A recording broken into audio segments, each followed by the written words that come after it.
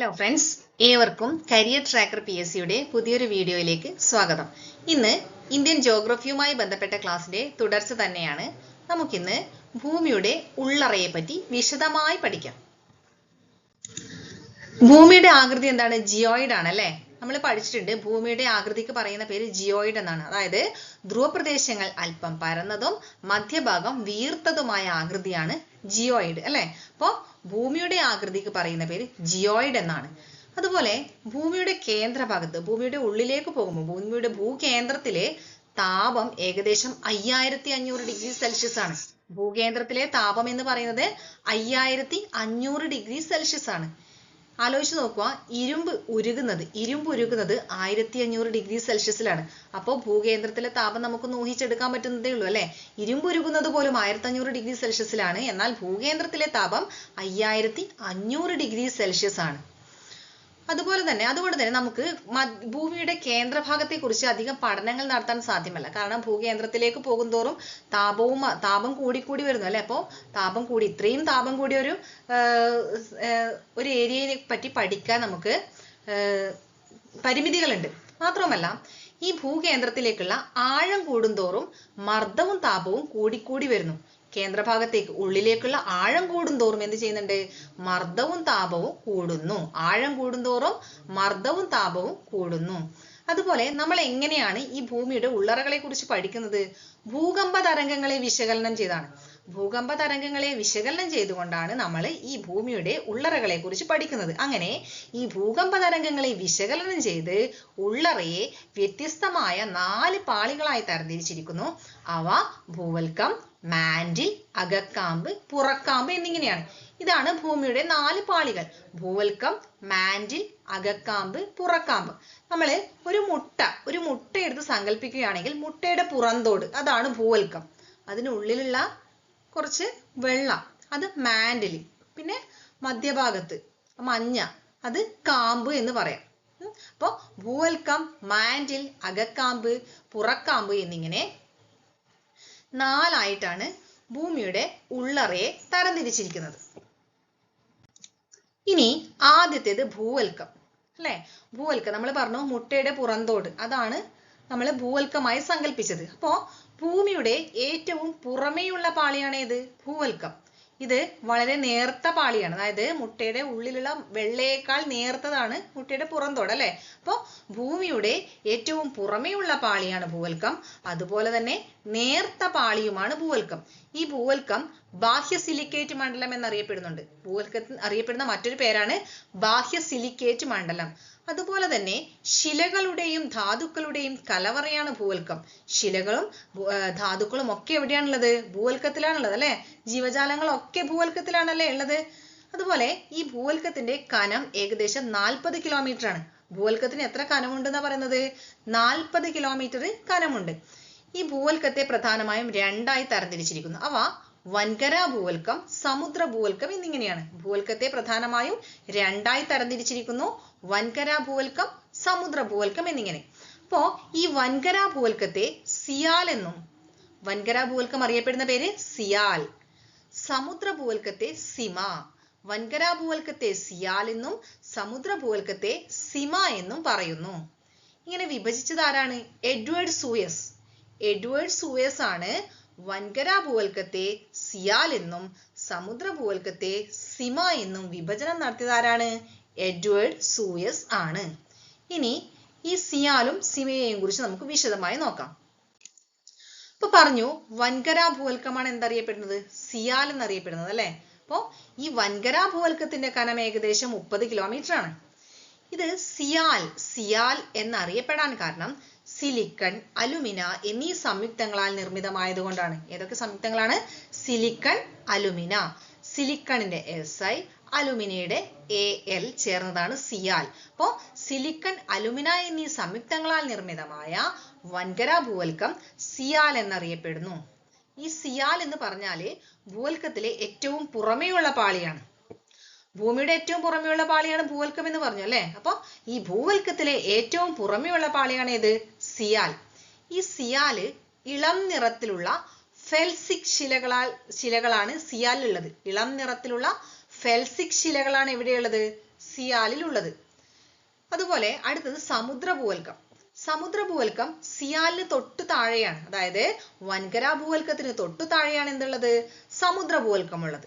അപ്പോ ഈ സമുദ്രഭൂവൽക്കം എന്തറിയപ്പെടുന്നു എന്ന് പറഞ്ഞു? സിമ എന്നറിയപ്പെടുന്നു എന്ന് പറഞ്ഞു അല്ലെ. അപ്പൊ ഇതിനെ സിമ എന്ന് വിളിക്കാൻ കാരണം എന്തൊക്കെയുണ്ട് ഇതില്? സിലിക്കണും മാഗ്നീഷ്യവും. Silicon, magnesium. സിലിക്കന്റെ SI, മാഗ്നീഷ്യത്തിന്റെ MA ചേർന്നാണ് സിമ. അപ്പൊ സിലിക്കൺ, മാഗ്നീഷ്യം എന്നിവയാൽ നിർമ്മിതമായ സമുദ്രഭൂവൽക്കം സിമ എന്നറിയപ്പെടുന്നു. ഇതിനെ അടിസ്ഥാന ഭൂവൽക്കം എന്നും പറയുന്നു. അടിസ്ഥാന ഭൂവൽക്കം എന്നറിയപ്പെടുന്നത് ഏതാണ്? സമുദ്രഭൂവൽക്കമാണ്. അതുപോലെ തന്നെ ഇരുണ്ട നിറത്തിലുള്ള മാഫിക് ശിലകളാണ് എവിടെയുള്ളത്? സിമയിലുള്ളത്. നമ്മൾ പറഞ്ഞു ഇളം നിറത്തിലുള്ള ഫെൽസിക് ശിലകളാണ് എവിടെയുള്ളത്? സിയാലിലുള്ളത്. എന്നാൽ ഇരുണ്ട നിറത്തിലുള്ള മാഫിക് ശിലകളാണ് എവിടെയുള്ളത്? സിമയിലുള്ളത്. അടുത്തത് ഭൂവൽക്കത്തിന് തൊട്ട് താഴെയുള്ള പാളിയാണ് മാന്റിൽ എന്ന് പറഞ്ഞു അല്ലെ. അപ്പോ മാന്റിൽ എവിടെയാണ്? ഭൂവൽക്കത്തിന് തൊട്ടു താഴെ കാണപ്പെടുന്നു. ഇത് ഭൂവൽക്കത്തേക്കാൾ സാന്ദ്രത കൂടിയ പാളിയാണ്. ഭൂവൽക്കത്തേക്കാൾ സാന്ദ്രത കൂടിയ പാളിയാണ് ഏത്? മാന്റിൽ. ഈ മാന്റിൽ ഭൂമിയുടെ പിണ്ഡത്തിന്റെ 83% എവിടെയാണ്? മാന്റിലാണ്. ഭൂമിയുടെ പിണ്ഡത്തിന്റെ 83, മുക്കാൽ ഭാഗത്തിലധികം 83% മാന്റിലാണ്. അതുപോലെ ഭൂവൽക്കത്തിന് താഴെ സ്ഥിതി ചെയ്യുന്ന ഈ മാന്റിൽ ഏകദേശം 2900 കിലോമീറ്റർ വരെ വ്യാപിച്ചിരിക്കുന്നു. നമ്മൾ പറഞ്ഞു വൻകര ഭൂവൽക്കത്തിന്റെ കനം 40 കിലോമീറ്റർ ആണ് എന്ന് പറഞ്ഞല്ലേ. അല്ല, ഭൂവൽക്കത്തിന്റെ കനം 40 കിലോമീറ്റർ ആണ് എന്ന് പറഞ്ഞു. അതുപോലെ ഭൂവൽക്കത്തിന് താഴെയുള്ള ഈ മാന്റിൽ ഏകദേശം 2900 കിലോമീറ്റർ വരെ വ്യാപിച്ചിരിക്കുന്നു. അപ്പോൾ 40-ന് ശേഷം 2900 കിലോമീറ്റർ വരെ എന്തുണ്ട്? ഈ മാന്റിലുണ്ട്. അതുപോലെ മാന്റിലിന്റെ സാധാരണ ഊഷ്മാവ് 2200 ഡിഗ്രി സെൽഷ്യസ് ആണ്. മാന്റിൽ ഭാഗത്ത് സാധാരണ ഊഷ്മാവ് എന്താണ്?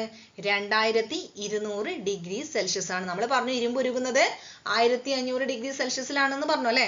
അതുപോലെ തന്നെ ഉപരിമാന്റിൽ സിലിക്കൺ സംയുക്തങ്ങളാൽ നിർമ്മിതമാണ്. മാന്റിലിന്റെ മേൽഭാഗമാണ് ഉപരിമാന്റിൽ. ഇത് സിലിക്കൺ സംയുക്തങ്ങളാൽ നിർമ്മിതമാണ്. അതുപോലെ തന്നെ അധോമാന്റിൽ എങ്ങനെയാണ്? അർദ്ധദ്രവാവസ്ഥയിലാണ്. അധോമാന്റിൽ അർദ്ധദ്രവാവസ്ഥയിലാണ്. ഉപരിമാന്റിൽ സിലിക്കൺ സംയുക്തങ്ങളാൽ നിർമ്മിതമാണ്. ഈ അധോമാന്റിലെ അർദ്ധദ്രവാവസ്ഥയിലാണ്. അപ്പോ പൈറോസ്ഫിയർ എന്നറിയപ്പെടുന്നത് എന്താണ്? മാന്റിലാണ്. പൈറോസ്ഫിയർ എന്നുള്ള ഒരു പേര് കൂടി ഏതിനുണ്ട്? മാന്റിലിനുണ്ട്. അപ്പോ ഭൂവൽക്കവും മാന്റിലിന്റെ ഉപരിഭാഗവും ചേർന്നതാണ് ശിലാമണ്ഡലം. ശ്രദ്ധിക്കുക, പരീക്ഷകളിൽ ആവർത്തിച്ചതാണ്. ശിലാമണ്ഡലം എന്ന് പറഞ്ഞാൽ ഭൂവൽക്കവും മാന്റിലിന്റെ ഉപരിഭാഗവും ചേർന്നതാണ് ഇത് ശിലാമണ്ഡലം. മറ്റൊരു ചോദ്യമാണ്, ശിലാമണ്ഡലത്തിന് തൊട്ടു താഴെ കാണപ്പെടുന്ന ഭാഗം അസ്തനോസ്ഫിയർ. ശിലാമണ്ഡലവും അസ്തനോസ്ഫിയറും മറക്കാതിരിക്കുക. ഭൂവൽക്കവും മാന്റിലിന്റെ ഉപരിഭാഗവും ചേർന്നതാണ് ഇത് ശിലാമണ്ഡലം. അതുപോലെ ശിലാമണ്ഡലത്തിന് തൊട്ടു താഴെ കാണുന്ന ഭാഗമാണ് ഏത്? അസ്തനോസ്ഫിയർ. അതുപോലെ മാന്റിലിന്റെ ദുർബലമായ മുകൾ ഭാഗം അതേതാണ്? അസ്തനോസ്ഫിയർ ആണ്. ഇത് അർദ്ധദ്രാവകാവസ്ഥയിലാണ്. അർദ്ധദ്രാവകാവസ്ഥയിലാണ് ഏതുള്ളത്? അസ്തനോസ്ഫിയർ ഉള്ളത്. അപ്പോ അഗ്നിപർവ്വത ലാവയുടെ പ്രഭവ കേന്ദ്രമാണ് ഏത്? അസ്തനോസ്ഫിയർ. അഗ്നിപർവ്വതം പൊട്ടിത്തെറിക്കുമ്പോൾ വരുന്ന ലാവ, ഈ ലാവയുടെ പ്രഭവ കേന്ദ്രം എവിടെയാണ്? അസ്തനോസ്ഫിയറിൽ നിന്നാണ് ഈ ലാവയുടെ പ്രഭവ കേന്ദ്രം എന്നറിയപ്പെടുന്നത് അസ്തനോസ്ഫിയർ ആണ്. അപ്പോൾ ഭൂവൽക്കവും മാന്റിലിന്റെ ഉപരിഭാഗവും ചേർന്നതാണ് ഏത്? ശിലാമണ്ഡലം. ശിലാമണ്ഡലത്തിന് തൊട്ടു താഴെ കാണപ്പെടുന്ന ഭാഗമാണ് അസ്തനോസ്ഫിയർ. അഗ്നിപർവ്വത ലാവയുടെ പ്രഭവ കേന്ദ്രമാണ് ഏത്? അസ്തനോസ്ഫിയർ. അടുത്തത് കാമ്പ്. നമ്മൾ പറഞ്ഞു അല്ലെ, രണ്ട് തരം കാമ്പുകൾ ഉണ്ട് അല്ലെ. പുറക്കാമ്പ്, പുറമേയുള്ള കാമ്പ് പുറക്കാമ്പ്, അകത്തുള്ള കാമ്പ് അകക്കാമ്പ്. അപ്പോ ഈ കാമ്പ് ബാരിസ്ഫിയർ എന്നറിയപ്പെടുന്നു. ബാരിസ്ഫിയർ എന്നറിയപ്പെടുന്നത് ഏതാണ്? കാമ്പാണ്. അതേപോലെ കാമ്പ് എന്ന് പറഞ്ഞാൽ ഭൂമിയുടെ കേന്ദ്രഭാഗമാണ് എന്ന് പറഞ്ഞു. കേന്ദ്രഭാഗത്തെ ചൂട് നമ്മൾ പറഞ്ഞു 5500 ഡിഗ്രി സെൽഷ്യസ് ആണ് എന്ന് പറഞ്ഞു അല്ലെ. അപ്പൊ ഭൂവൽക്കത്തിന് തൊട്ടു താഴെയാണ് മാന്റിലാണല്ലോ. മാന്റിലിന് തൊട്ടു താഴെയാണ് ഏത്? കാമ്പ് സ്ഥിതി ചെയ്യുന്നത് മാന്റിലിന് തൊട്ടു താഴെയാണ്. അതായത് മാന്റിൽ 2900 കിലോമീറ്റർ വരെയാണ് എന്ന് പറഞ്ഞു അല്ലെ. അപ്പൊ ഈ കാമ്പ് 2900 കിലോമീറ്റർ മുതൽ 6371 കിലോമീറ്റർ വരെ വ്യാപിച്ചിരിക്കുന്നു. 2900 മുതൽ 6371 കിലോമീറ്റർ വരെ വ്യാപിച്ചിരിക്കുന്നതാണ് ഇത് കാമ്പ്. ഈ കാമ്പ് രണ്ട് ഭാഗങ്ങളുണ്ട് എന്ന് പറഞ്ഞു അല്ലെ, പുറക്കാമ്പും അകക്കാമ്പും. ഈ പുറക്കാമ്പ് ഉരുകിയ അവസ്ഥയിലാണ്. പുറക്കാമ്പ് എങ്ങനെയാണ്? ഉരുകിയ അവസ്ഥയിലാണ്. എന്നാൽ അകക്കാമ്പ് ഖരാവസ്ഥയിലാണ്. അകക്കാമ്പ് ഖരാവസ്ഥയിലാണ്. എന്തായിരിക്കാം ഇത് ഖരാവസ്ഥയിലാകാൻ കാരണം? ഭൂമിയുടെ കേന്ദ്രഭാഗം, നമ്മൾ പറഞ്ഞു ആഴം കൂടുന്തോറും എന്തുണ്ട്? താപവും മർദ്ദവും കൂടുന്നു എന്ന് പറഞ്ഞു അല്ലെ. അപ്പോ ഭൂമിയുടെ കേന്ദ്രഭാഗത്തെ ഉയർന്ന മർദ്ദമാണ് ഈ അകക്കാമ്പ് ഖരാവസ്ഥയിലാവാൻ കാരണം. അപ്പോ ഭൂമിയുടെ കേന്ദ്രഭാഗത്തെ ഉയർന്ന മർദ്ദം കാരണം അകക്കാമ്പ് ഏതവസ്ഥയിലാണ്? ഖരാവസ്ഥയിലാണ്. എന്നാൽ പുറക്കാമ്പ് ഉരുകിയ അവസ്ഥയിലാണ്. ഈ അകക്കാമ്പ് നിക്കൽ, ഇരുമ്പ് എന്നിവയാൽ നിർമ്മിതമാണ്. നിക്കൽ, ഇരുമ്പ് എന്നിവയാൽ നിർമ്മിതമാണ് ഏത്? അകക്കാമ്പ്. അതുകൊണ്ട് തന്നെ ഈ അകക്കാമ്പിനെ നിഫെ എന്ന് പറയുന്നു. നിക്കൽ, ഇരുമ്പിന് എന്ത് പറയും? ഫെറം അല്ലെ. അപ്പൊ നിക്കൽ, ഇരുമ്പ് എന്നിവയാൽ നിർമ്മിതമായ അകക്കാമ്പ് നിഫെ, നിക്കൽ ഫെറം. നിഫെ എന്നറിയപ്പെടുന്ന ഏതാണ്? അകക്കാമ്പാണ്. ഇനി അധികമൊന്നും ചോദിച്ച് കണ്ടിട്ടില്ലാത്തതാണ്. ഇതിലെ ചോദിച്ചു കണ്ടത് ഗുട്ടൻബർഗ് വിച്ഛിന്നതയാണ്. എങ്കിലും നമുക്ക് എല്ലാം ഒന്ന് നോക്കാം. അതിർവരമ്പുകൾ. അപ്പോൾ ഭൂവൽക്കവും മാന്റിലും അധോമാന്റിലും ഒക്കെ തമ്മിലുള്ള അതിർവരമ്പുകൾ ഏതൊക്കെയാണെന്ന് നോക്കാം. ആദ്യത്തേത് കോൺറാഡ് വിച്ഛിന്നത. ഈ കോൺറാഡ് വിച്ഛിന്നത എന്നറിയപ്പെടുന്നത് സിയാലും സിമയും തമ്മിലുള്ള അതിർവരമ്പാണ്. സിയാൽ, സിമ എന്നിവ തമ്മിലുള്ള അതിർവരമ്പാണ് ഇത്. സിയാലിനെയും സിമയെയും വേർതിരിക്കുന്നതാണ് കോൺറാഡ് വിച്ഛിന്നത. അതുപോലെ മൊഹറോവിസിക് വിച്ഛിന്നത. ഭൂവൽക്കത്തെയും മാന്റിലിനെയും തമ്മിൽ വേർതിരിക്കുന്നതാണ് ഇത്. മൊഹറോവിസിക് വിച്ഛിന്നത. മറ്റൊന്ന് റെപ്പറ്റി വിച്ഛിന്നത. ഈ റെപ്പറ്റി വിച്ഛിന്നത ഉപരിമാന്റിലിനെ അധോമാന്റിലിൽ നിന്നും വേർതിരിക്കുന്നു. റെപ്പറ്റി വിച്ഛിന്നത. ആകെ ചോദിച്ചു കണ്ടത് ഗുട്ടൻബർഗ് വിച്ഛിന്നതയാണ്. മറ്റുള്ളതൊക്കെ ചോദിച്ചിട്ടുണ്ടോ? ഞാൻ നോക്കിയ ക്വസ്റ്റ്യൻ പേപ്പറിലൊന്നും കണ്ടില്ല. ഗുട്ടൻബർഗ് വിച്ഛിന്നത മാന്റിലിനെയും കാമ്പിനെയും തമ്മിൽ വേർതിരിക്കുന്നതാണ് ഏത്? ഗുട്ടൻബർഗ് വിച്ഛിന്നത. ഈ ഗുട്ടൻബർഗ് വിച്ഛിന്നത തന്നെ HSA പോലുള്ള എക്സാമുകളിലാണ് ചോദിച്ചു കണ്ടത്. എങ്കിലും ഒന്ന് ശ്രദ്ധിക്കുക. മറ്റൊന്ന് ലേമാൻ വിച്ഛിന്നത. ലേമാൻ വിച്ഛിന്നത അകക്കാമ്പിനെയും പുറക്കാമ്പിനെയും തമ്മിൽ വേർതിരിക്കുന്നു. അപ്പോ ഒന്നുകൂടെ ശ്രദ്ധിക്കുക. ലേമാൻ വിച്ഛിന്നത അകക്കാമ്പിനെയും പുറക്കാമ്പിനെയും തമ്മിൽ വേർതിരിക്കുന്നു. രണ്ട് കാമ്പുകളെ തമ്മിൽ വേർതിരിക്കുന്നതാണ് ഏത്? ലേമാൻ വിച്ഛിന്നത. മറ്റൊന്ന് ഗുട്ടൻബർഗ് വിച്ഛിന്നത മാന്റിലിനെയും കാമ്പിനെയും തമ്മിൽ വേർതിരിക്കുന്നു. മാന്റിലിനെയും കാമ്പിനെയും തമ്മിൽ വേർതിരിക്കുന്നത് ഗുട്ടൻബർഗ് വിച്ഛിന്നത. മറ്റൊന്ന് റെപ്പറ്റി വിച്ഛിന്നത. രണ്ട് മാന്റിലുകളെ തമ്മിൽ വേർതിരിക്കുന്നു. ഉപരിമാന്റിലിനെയും അധോമാന്റിലിനെയും തമ്മിൽ വേർതിരിക്കുന്നതാണ് ഏത്? റെപ്പറ്റി വിച്ഛിന്നത. മറ്റൊന്ന് മൊഹറോവിസിക് വിച്ഛിന്നത. ഭൂവൽക്കത്തെയും മാന്റിലിനെയും വേർതിരിക്കുന്നു. ഭൂവൽക്കത്തെയും മാന്റിലിനെയും വേർതിരിക്കുന്നതാണ് ഏത്? മൊഹറോവിസിക് വിച്ഛിന്നത. പിന്നൊന്ന് കോൺറാഡ് വിച്ഛിന്നത. കോൺറാഡ് വിച്ഛിന്നത സിയാൽ, സിമ, അതായത് വൻകരാ ഭൂവൽക്കം, സമുദ്ര ഭൂവൽക്കം പഠിച്ചു അല്ലെ. അപ്പൊ സിയാലിനെയും സിമയെയും തമ്മിൽ വേർതിരിക്കുന്നതാണ് ഇത്? കോൺറാഡ് വിച്ഛിന്നത.